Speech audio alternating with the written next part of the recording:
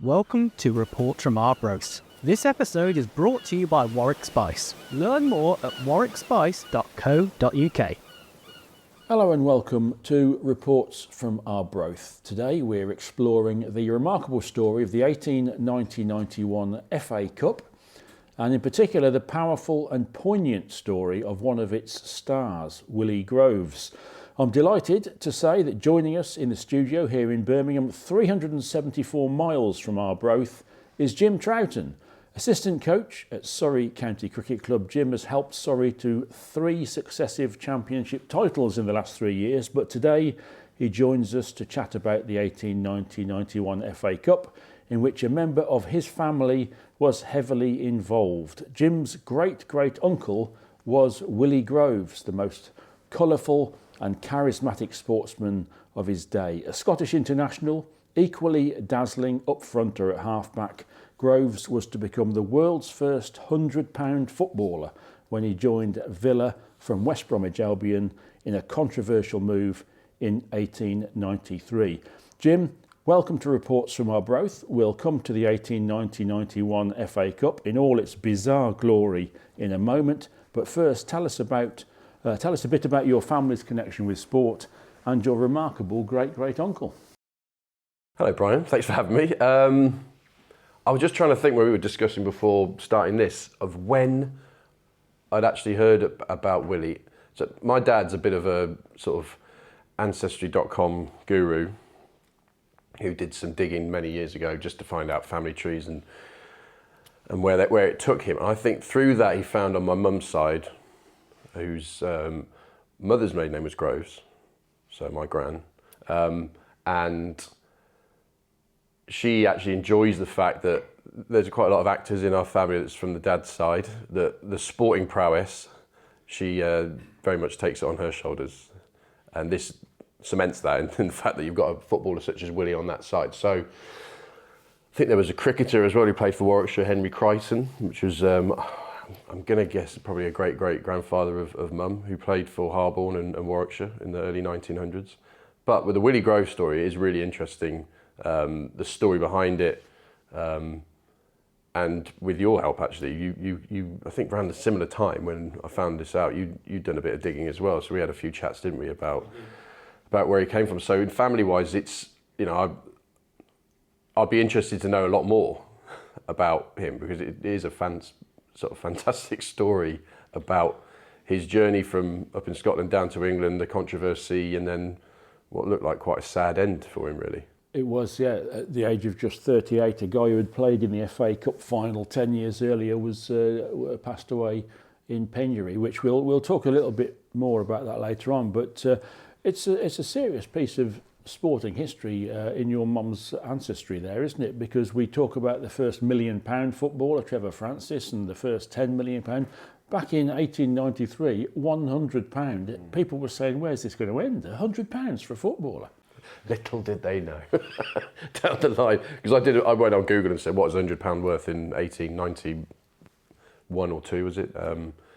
And today's money, that's around about £16,000. So it shows, obviously, how much it's worth nowadays, but also in footballing terms, it's actually not, that's nothing. That's something you'd probably look at maybe a non-league player getting bought for, or maybe a sort of League 2 player. But just fascinating story behind it. And then obviously it created such a situation for both clubs, and I just think adds to this whole drama of his story, really. It does. West Brom and Villa fell out for some years on the strength of the Willie Grove. Imagine if it was the Blues. Oh, no, yes. It was Birmingham City. Well, there was a Blues element, but it wasn't the Blues of Birmingham. Everton, of course, were involved as well. But we'll tell that story later on. We'll delve much more into Willie Groves in a short while. But first of all, let's delve into the 1890-91 FA Cup. And let's start with the first round classified check from Jim Troughton. I used to love listening to this on the radio, by the way. Okay. Accrington 2, Bolton 2. Aston Villa 13, Casuals 1. Burnley 4, Crewe Alexandra 2. Chester 1, Lincoln City 0. Clapton 0, Nottingham Forest 15. Played at Upton Park. Crusaders 0, Birmingham St George's 2. Darwin 3, Kidderminster 1. Long Eaton Rangers 1, Wolves 2. Middlesbrough Ionopolis 1, Blackburn Rovers 2. Royal Arsenal 1, Derby County 2. Sheffield United 1, Notts County 9. Sheffield Wednesday 12, Halliwell 0. Stoke City 3, Preston North End 1. Sunderland 1, Everton 0. Sunderland Albion 2, 93rd Highland Regiment 0. West Bromwich Albion v Old Westminsters. West Bromwich Albion, WO after the Westminsters, scratched. I love that term. They did scratch, and that gave Willie Groves an afternoon off, of course, because he would have played for Albion there. Nicely done. James Alexander Gordon would have been proud of that. But some quirky tales there. We're going to focus on Darwin versus Kidderminster and possibly the most hopeless appeal in the history of sport in a moment. But first, some other news from the first round. The games were played during a wet, snowy week, which left the pitches a bit heavy. Accrington's, for example, as the Bolton Examiner reported. I think this deserves accents, doesn't it? If you can, mate. So this is Bolton. Yes. The Accrington ground was in terrible plight indeed. I've seen nothing like it since Accrington were at Pikes Lane some years ago when the ball was often seen swimming about. On Saturday there were cartloads of mud in which the visitors seemed quite unable to operate. The Wanderers were playing miles below their usual form while the Reds skipped about quite regardless of the shoals of filth and mud. After a 2-2 draw, Accrington won the replay 5-1. The Bolton Examiner obviously reporter not too pleased with the conditions Not there. too pleased. But back in Birmingham, meanwhile, Aston Villa faced London Casuals, an amateur side famed for their chocolate and pink quartered shirts.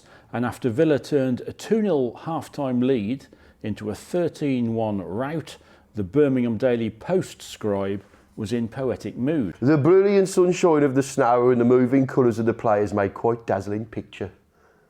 Though the keen wind almost cut the faces of the spectators, goals followed each other in such rapid succession in the second half that the cheering was practically continuous.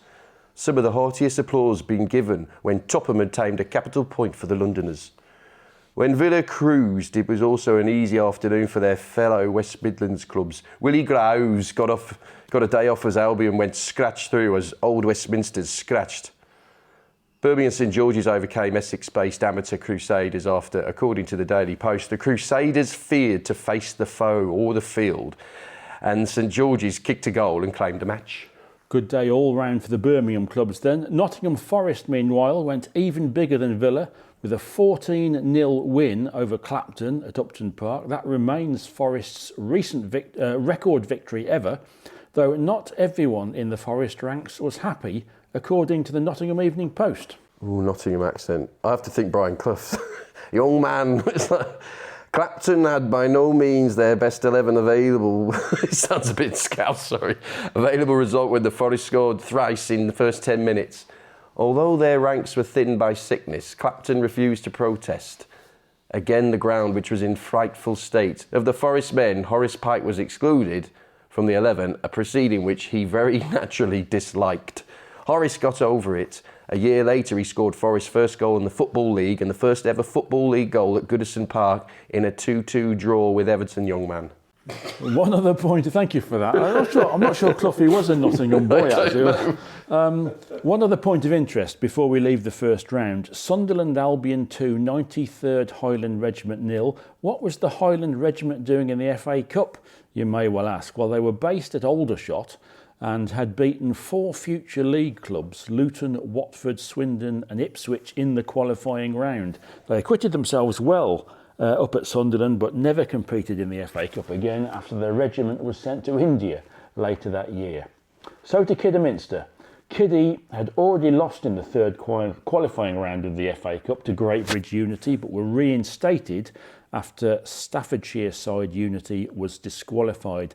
Now Kiddie travelled to Lancashire to face Darwin and lost 3-1, but protested about the pitch and the protest was upheld. The Lancashire Evening Post reported the score of 3-1 does not correctly indicate the one-sided nature of play in the second moiety. Kidderminster play no mean game, and should the association decide the match should be replayed, the game may be expected to be a good one. Well, the association did order a replay, but Kiddy hadn't foreseen that several of their best players could not afford to make the long trip to Lancashire 2 Saturdays running. They had a bit of a weakened team out and they lost 13-0. The Worcestershire County Express reported, I'll go posh for Worcester. The Barleybank field was in a dreadful condition, and before the match was far advanced, the players resembled a gang of mudlarks. Darwin's second goal after 20 minutes was the beginning of a series of disasters for Kidderminster, who seemed to lose heart. The ground had become a perfect quagmire, and the Darwin men seemed to delight in their mud bath. It was 6-0 at half-time, and it was 7-0 straight after the break. The Kidderminster men ran down and got a corner, but they could not make no headway. By this time, the game had become monotonous. The Kidderminster men, even being evidently exhausted and despondent, towards the finish, the play was of a ludicrous nature. W. Marsden scored an 8th goal, Entwistle a 9th, R. Smith a 10th, W. Marsden the 11th, Entwistle the 12th, and J. W. Smith the 13th and last. The Worcestershire Chronicle's verdict was blunt.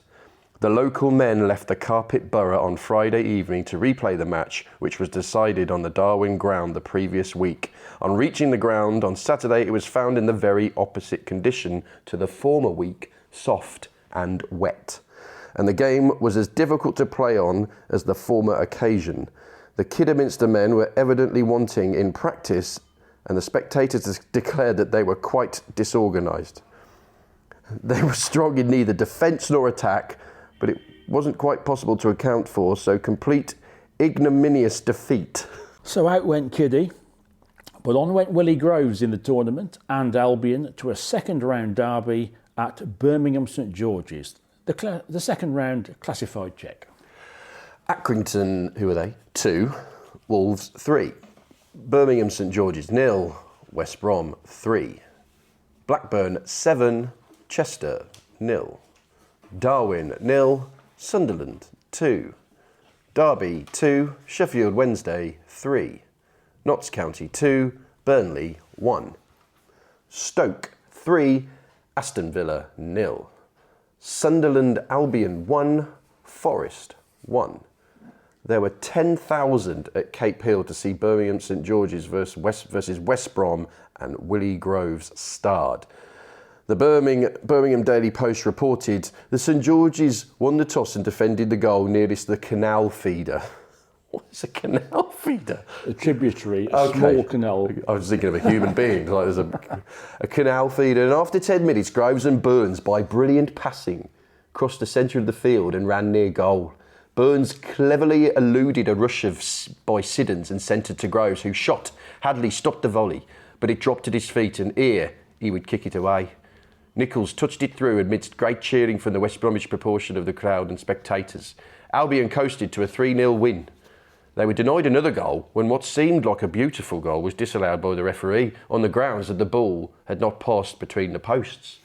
Get VAR. It does seem reasonable, doesn't it? It does, to disallow a goal because it has to go over the line, technically. Albion are through then. Elsewhere in round 2, Blackburn, the holders of the FA Cup, beat Chester 7-0, while Albion's quarter-final opponents became Sheffield Wednesday, who won 3-2 at Derby. On to the quarter-finals. Classified check. Blackburn 2, Wolves 0.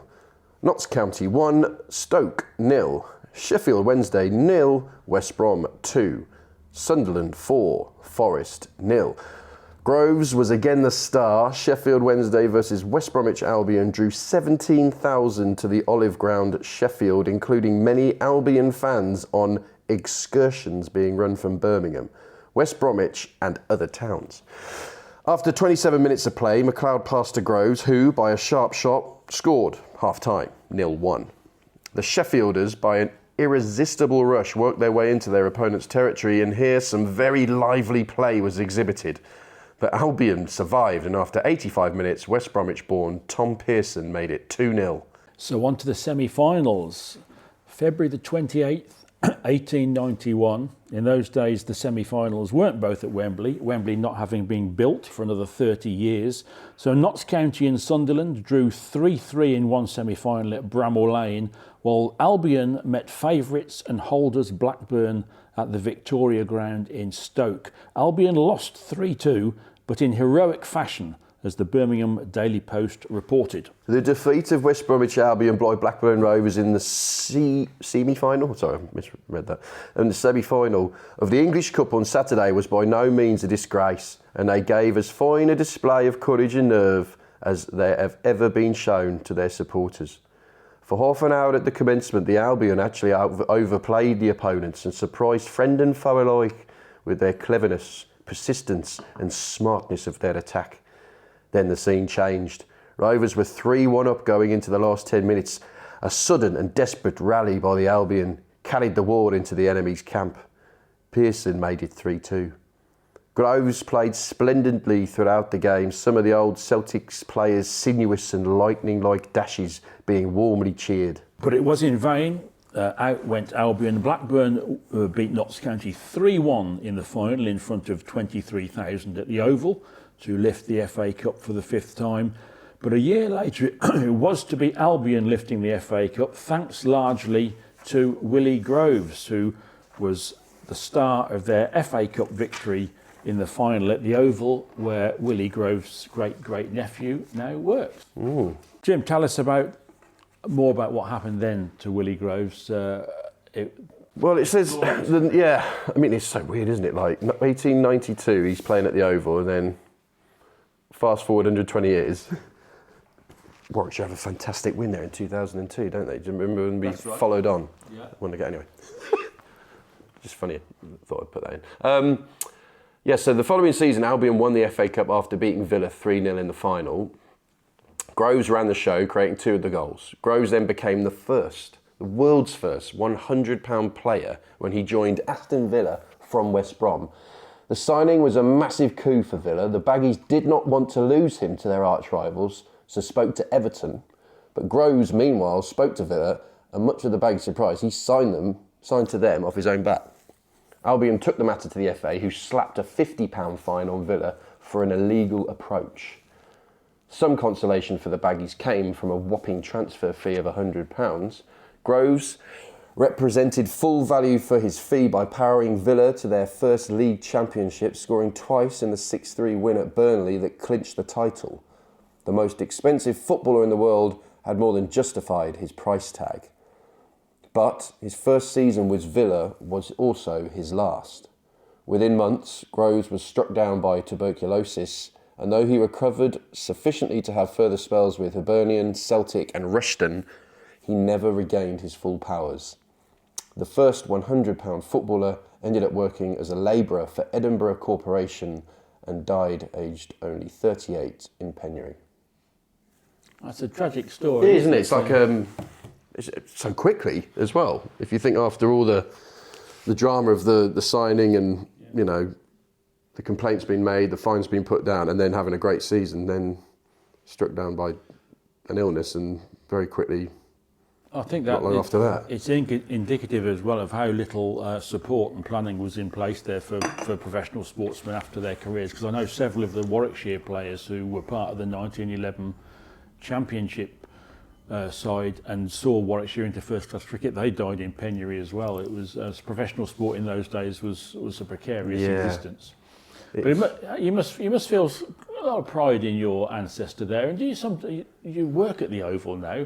You picture him out there running around. Yeah, it's bizarre, isn't it? Like having known about him before, then I didn't realise that the Oval connection. So when we talked about Willie, I was still at Warwickshire. So to think how the paths may have crossed in different eras, and the fact that the Oval was used as a football ground as well is it's fascinating just to imagine what the crowds would have been, because that's decent crowds as well. It was, and it was the crowds actually, the size of the crowds that led to that Albion Villa FA Cup final being the last one at the Oval, because that attracted such a big crowd that the Oval then stepped in and said, we don't want any more FA Cup. You're ruining our wicket. Because you're ruining our pitch. Get off our wicket, yeah. And we need to keep this pitch in good condition for 2002 when Warwickshire come here in the county championship. You have alluded that to and that then 22, briefly. 23, 24 when Surrey won. Of course. Let's just very briefly go back to 2002. It was a pretty special day for Warwickshire, wasn't it? A special match, winning after following on in the championship, I think, for the first time.